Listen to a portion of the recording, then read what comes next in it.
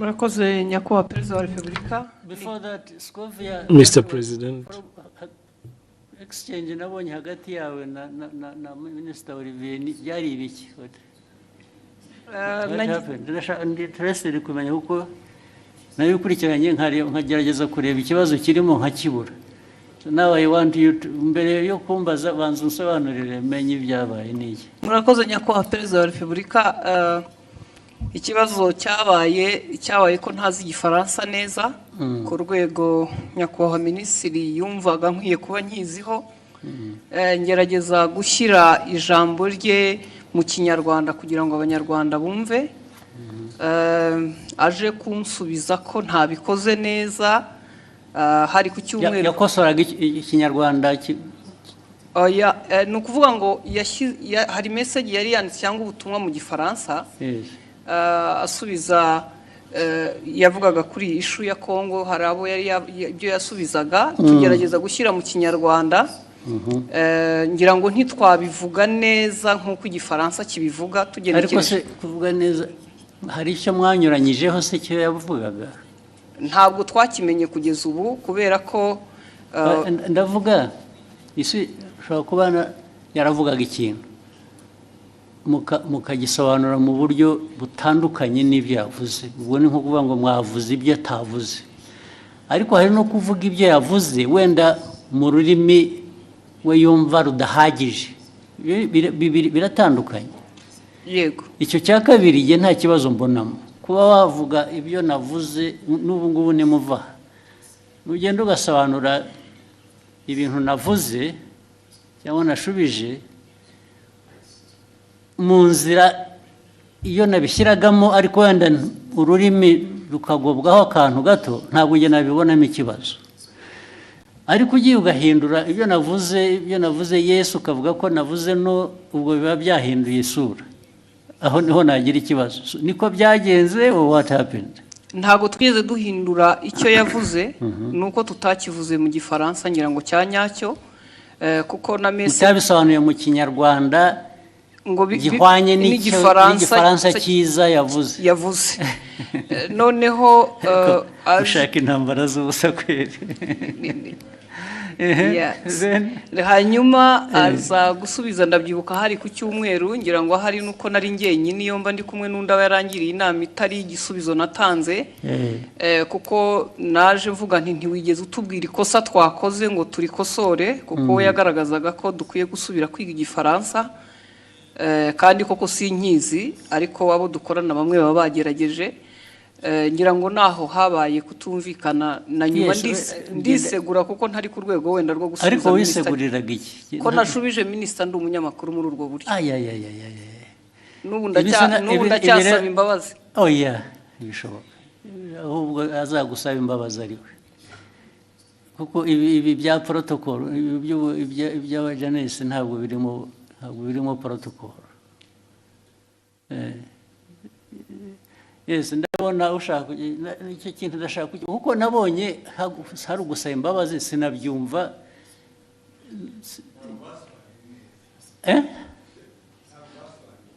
Ya kudasobanura neza, ariko nabyo bifite ikindi bivuze bibiri. Neza ni ukuvuga ko ibyavugwaga mu Gifaransa si byo byavugwaga mu Kinyarwanda. Biratandukanye. Si ukuvuga ko Ikinyarwanda cyari kibi. Oya, ntabwo cyasobanuraga icyo Igifaransa cyavugaga. Byanyuranye bite? It was not opposite. Sinibuka neza ariko icyo gihe twarabibonye twese tuti niba mutazi Igifaransa nta mpamvu yo gukomeza kuvuga mu Kinyarwanda mwihimbira. Ariko ubwo namwe mwagiye mu rurimi gusa ntimwareba content. Nge ndashaka kumbwira content. Nyakubahwa unyemereye buretse content nuko cyanyuranyijeho ni iki? Yavuze iki ku buryo kinyuranyije n'icyo undi yari yavuze? Aho izo mvi zanjye zintaye mu gihe kuko no ariko icyo nibuka icyo gihe kuko twese twabibonye icyo Minisitiri nta makosa yakoze. Avuga ati hari ibyo gihe navuze mwebe musobanura mubwira abanyarwanda ibitari byo. Yes, ariko ntabwo wavuga utyo gusa utavuga ibyo ari byo nawe. Muri aka kanya mu mbabarire nizo urabivuga n'imbaraga ukagira ngo kuko hari substance hari na form, hari content na form. Content ya misrepresentinze ni iyihe, ariko the form bijyanye na language bishobora kuba bitari uko bikwiye kuba bimeze cyangwa uko byumva, ariko did it change the content? Yes. Uravuga yes, nakubaza ntabwo bizi. Nibyo nibuka, ariko na minister nawe arahari. Of course, n'ubundi iyo mbwira nkabaza minister na mbere hose. Yes, minister tubwire. Very important kuri jye, nabonye abantu bahereka. Ariko nta protocol iri mu bibi bintu.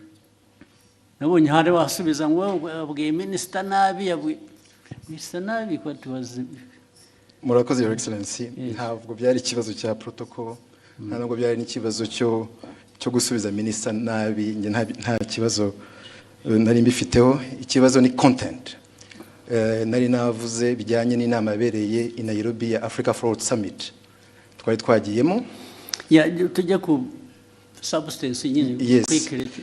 Kuko guverinoma ya Kongo yari yavuze yuko ngo mu nama ngo bavuze ko u Rwanda rwabateye bakabibwira bari mu nama, kandi iyo nama ntabwo perezida wa Kongo yari ayirimo, yaje irangiye bazanye umukandida wa muri Francophonie.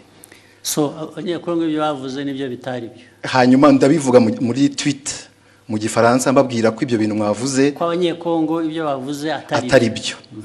Hanyuma rero mu kiganiro na Scovia barimo bagerageza gusemura, barabiquestioninga byose. Bande ibyo navuze barabiquestioninga yuko muri ikiganiro Scovia n'abandi banyamakuru basangiye stage muri Mama w'u Rwagasabo. Hanyuma banavuga yuko bavuga ngo iki? Bavuga yuko ibyo navuze ahubwo bagiye kubibaza umuhanzi witwa Sherry Silver wari watumiwe ngo aze muri party yagombaga kuba after the meeting ya Africa Forward Summit. Ku buryo navuze yuko bitanakwiye yuko ariko ibyo bavuze bitajyanye n'ibyo bavuze ni ibiki? Nibyo ngibyo byuko Kongo yanenze u Rwanda mu nama, kandi Kongo perezida wayo ataranahari. Ibyo nibyo navuze, bo baranabiquestioninga. Barabiquestioninze cyangwa babiripotinze ku buryo butari bwo? Babiquestioninze ibyo navuze. Bavuga ko ahubwo baza no kubaza umuhanzi. Babiquestioninze bavuga ko ibyo wavuze bitari byo, cyangwa ko bitari byo, ko bitumvikana, ko ahubwo baza kubaza uwo muhanzi ko ari wewe uza kubisobanura. Ikitarumvikanaga ngo ni ikize? Nibyo nanjye nibaza, kuko ibyo navugaga byari clear, kuko Kongo yavugaga ko ngo batunenze ko mu nama ya Africa Forward Summit, kandi Kongo itari nahari. Baraje ariko ibyo ni Kongo yabivuze. Ibyo ni Kongo yabivuze, ngewe ndabinenga muri tweet mu Gifaransa. Hanyuma ahubwo bo barananenga bavuga ko bidasobanutse ibyo ndimo mvuga. Bitasobanutse meaning what? Ko ibyo mvuga nenga Kongo ko bitari clear, kandi ari nge wari uhari muri iyo nama. Ibyo navuze byari bisobanutse, kandi ari ikintu kimisinga aho ngaho ntumva neza. Bakwandika bavuga ngo ibyo bavuze si byo, bavuze ibyo bo kuri bo bakuvugiye ibyo wavuze se bitari byo. Oya, barabiquestioningaga yuko ibyo mvuga bitumvikana. Best ku bintu ntanumva, kubera ko it was clear ibyo navugaga byuko Kongo ntabwo yari mu nama, ntishobora kuvuga. Babiquestioninza bavuga se ngo Olivier arabeshya, ntabwo biri ari byavuze, cyangwa yavuze bashatse kuvuga ibyo wavuze ariko babivuga mu buryo butari bwo, batanga indi content or bavuga ko ibyo mvuga bitumvikana. Ko ngiye ibyo mvuga nka Minister wa Foreign Affairs wari muri iyo nama, ko ibyo mvuga bitumvikana, ko ahubwo bagiye kubaza umuhanzi utari no muri iyo nama. Umuhanzi bamubarizaga iki? Kubera ko yari yatumiwe muri party yabaye nyuma y'iyo nama. Hari party yabaye, hari umuhanzi wari watumiwe ngo abafashe gutegura iyo party, ngo nibo baza kubaza mu bintu byavugiwe mu nama y'abakuru b'ibihugu narindimo. Aho ngaho niho hari ikibazo. ariko ikindi kibazo muhitamo kubishyira ku rubuga muterana amagambo. nuko hari hashize n'iminsi mubwira ibyo batagiye basemura neza, mwandikira akamubwira ko babikora, nyuma bakongera bagasubira bakabidistortinga. Ibyo byaje kuba noneho bitari interpretation. Ibyo bavuze gusa ko ibyo bavuze atari byo. Ko atari byo, ko babiquestioninga. It is very intriguing. What is it? Nyakubahwa, murakoze kongera kumpa umwanya. Abandi mwari kumwe icyo gihe ni bande mbese? Ni abanyamakuru dukorana, ntabwo bari hano. Twari mu kiganiro dusangira amagambo magufi turebe turangize. Icyabaye, leta ya Kongo yavugaga ko bari bahari nk'uko nyakubahwa minisitiri yari yabavuguruje, nawe akavuga ko batari bahari. Noneho mu kiganiro, kuko abari talk show atari kuvuga ngo turasoma amakuru kwa kundi twihuta. Ni ikiganiro mwakora? Ni ikiganiro, noneho tubiteramo urwenya, turavuga tuti se ko tutariyo nk'abanyamakuru, Kongo ikavuga ko ihari, u Rwanda minisitiri akavuga ko adahari, turaza kubaza uwo muhanzi twabonye we yaranahara tubwira ngo yarashinzwe protocole kuko yagaragaye yifotoza muri iyo nama na perezida w'Ubufaransa ari nawe. Mwibaza ngo noneho icyabaye niki? Twibaza ngo niki, tubavuga tuti turaza kubaza uwo ni utari ku ruhande rwa Kongo ntabe na minisitiri ashobora kutubwira ko yamubonye cyangwa atamubonye. Tubivuga dutyo turagenda. Nyakubahwa Perezida wa Repubulika ngira ngo ikibazo cyaje kuba ubwo nyakubahwa minisitiri yazaga kuri Twitter akoresha imvugo igira iti Madame Scovia Mutesi, ikiganiro cyanyu kiratera urujijo mu Banyarwanda. Inyandiko yanjye yanditse mu rurimi rwumvikana. Ubutaha muzashaka umunyamakuru uvuga neza Igifaransa asemura inyandiko nk'iyi uko bikwiye mbere y'uko muyiganiraho. Nibiba ngombwa muzabaze. Ariko urumva mwese mugira ngo mufite muzambaze, sorry. Uretse mufite ikibazo. Olivier ko avuga, ko minisitiri avuga, ni nk'aho bavuze ngo ibyo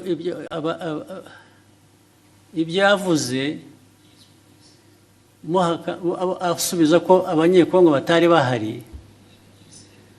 Mwavuze ko ni nk'aho muvuga ngo abanyekongo bo baravuga ngo bari bahari, wowe uravuga ngo ntibari bahari. Nibyo byateye urujijo. Yego. Okay? Ntabwo byaba ikibazo cy'Igifaransa rero cyangwa Ikinyarwanda. Kuko niba uvuga ngo mu iyi nama ntabwo bari abantu bari bahari. Okay? Then wowe ukavuga ngo minisitiri ibyo avuga ntabwo ari byo, bariya baravuga ngo bari bahari, minisitiri aravuga ngo ntibari bahari. Icyo kikaba ari cyo kiba ikiganiro, ntabwo ari ikibazo cya interpretation.